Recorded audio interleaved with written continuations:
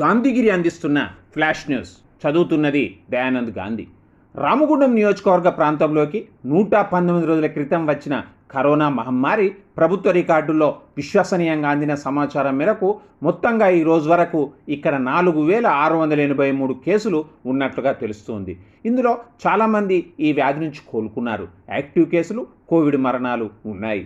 గోదావరిఖని ప్రభుత్వ ఆసుపత్రిలో ఈరోజు 37 మందికి ర్యాపిడ్ పరీక్షలు చేయగా 5గురికి నిర్ధారణ వచ్చింది.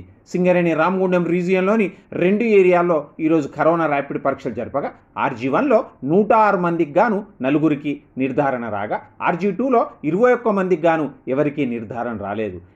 ఇక్కడ ఆరోగ్య కేంద్రాల్లో ఈరోజు ర్యాపిడ్ పరీక్షలు జరపగా బసంతనగర్ PHCలో 26 మందికి గాను 6గురికి, పుట్టూరు PHCలో 13 మందికి గాను 2కి కరోనా నిర్ధారణ రాగా రామగుండం PHCలో 12 మందికి, అంతర్గాం PHCలో 5గురికి పరీక్షలు చేపట్టగా కరోనా ఎవరికి నిర్ధారణ రాలేదు. లక్ష్మీపురం UPSCలో 22 మందికి గాను 2కి, జనగామ UPSCలో 37 మందికి గాను 5గురికి, అడ్డగుంటపల్లి UPSCలో 16 మందికి గాను 3గురికి, ఫైర్ ఇంక్లైన్ UPSCలో 17 మందికి గాను 2కి కరోనా నిర్ధారణలు వచ్చాయి. అల్లూరు UPSCలో 19 మందికి పరీక్షలు చేయగా ఎవరికీ నిర్ధారణ రాలేదు. మొత్తంగా ఈరోజు స్థానికంగా 368 మందికి ర్యాపిడ్ పరీక్షలు జరపగా 34 మందికి కరోనా నిర్ధారణలు వచ్చాయి.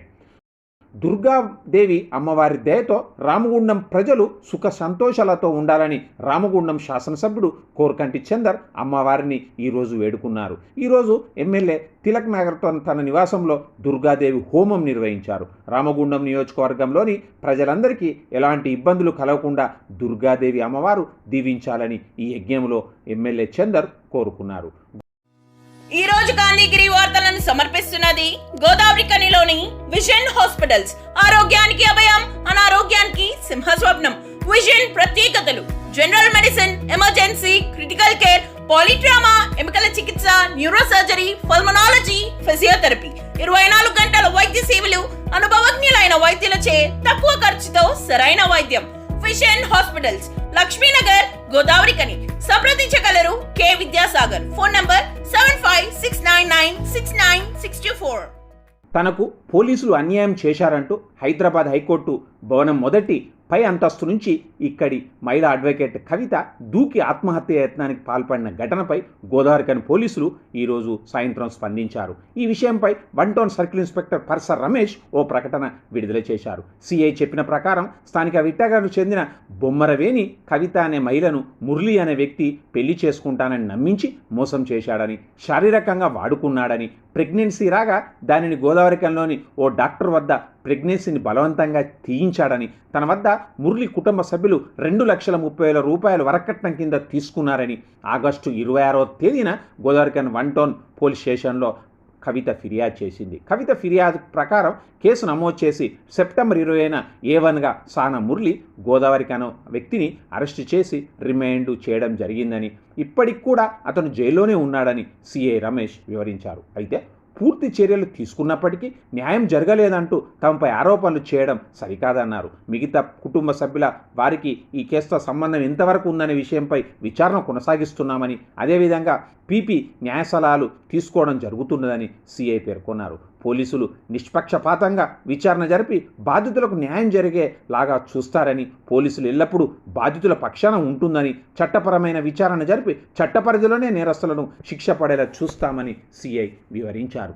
గోదావరిఖని కళా సంఘాల సమాఖ్య కార్యవర్గ ఎన్నికలు ఈ నెల 14న నిర్వహించనున్నట్లు ఈరోజు సమావేశమైన ఎన్నికల నిర్వహణ కమిటీ నిర్ణయించింది. అధ్యక్షుడు, ఉపాధ్యక్షుడు, ప్రధాన కార్యదర్శి, సంయుక్త కార్యదర్శి, కోశాధికారి పదవులకు జరిగే ఈ ఎన్నికల నామినేషన్లు ఈ నెల 10 నుంచి జరగనున్నాయని నిర్ధారించారు. ఈ సమావేశంలో ఎన్నికల నిర్వహణ కమిటీ కన్వీనర్ రేణికుంట్ల రాజమౌళి, కో కన్వీనర్లు కాశీపాక రాజమౌళి, సోగాల వెంకటి, చంద రాధాకిషన్ రావు, పరిశీలకుడు బొంకూరి మధు ఉన్నారు. తెలంగాణ రాష్ట్రంలో రజాకార్ల పాలన తరహాలో రోజుకో జీవోలు విడుదల చేస్తూ పేద మధ్య తరగతి ప్రజలను ఇబ్బంది పాలు చేస్తున్నారని సిపిఐ రామగుండం నగర సమితి ఆరోపించింది. ఈరోజు సంఘ శ్రేణులు రామగుండం నగరపాలక కమిషనర్ పి ఉదయకుమార్కు వినతిపత్రం ఇచ్చారు. ఎల్ఆర్ఎస్ను వెంటనే రద్దు చేయాలని వారు డిమాండ్ చేశారు. ఇందులో నాయకులు మద్దెల దినేష్, తలపల్లి మల్లయ్య, కందుకూరి రాజరత్నం, టి రమేష్ కుమార్, రేణికుంట్ల ప్రీతం తదితరులు ఉన్నారు.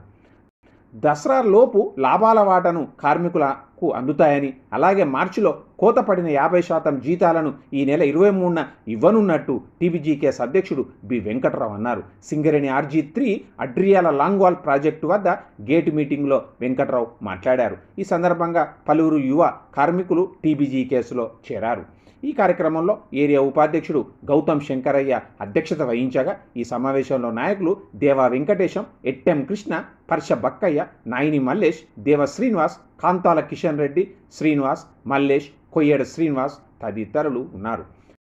RG2 18 lane colony NCOA community hall నందు టీబీజీకేఎస్ కార్పొరేట్ చర్చల కమిటీ ప్రతినిధి దేవా వెంకటేశం పదవీ విరమణ ఆత్మీయ సన్మాన కార్యక్రమం నిన్న రాత్రి జరిగింది. RG2 ఉపాధ్యక్షుడు ఐలి శ్రీనివాస్ అధ్యక్షతన జరిగిన ఈ కార్యక్రమంలో టీబీజీకేఎస్ అధ్యక్షుడు బి వెంకట్రావు హాజరయ్యారు. ఆయన మాట్లాడుతూ కార్మికునిగా, కార్మిక నేతగా దేవా వెంకటేశం అందించిన సేవలు కొనియాడదగ్గవని అన్నారు. ఇంకా ఈ కార్యక్రమంలో నాయకులు కొత్త సత్యనారాయణ రెడ్డి, శంకర్ నాయక్, ఎట్టెం కృష్ణ, నాయిని మల్లేష్, అక్రమ్, సత్యం, శ్రీనివాస్ రెడ్డి, బానాకర్, ప్రభాకర్ రెడ్డి, సిరంగి శ్రీనివాస్, బాలయ్య, హమీద్ తదితరులు ఉన్నారు. ఇంతటితో గాంధీగిరి ఫ్లాష్ న్యూస్ సమాప్తం. నమస్కారం.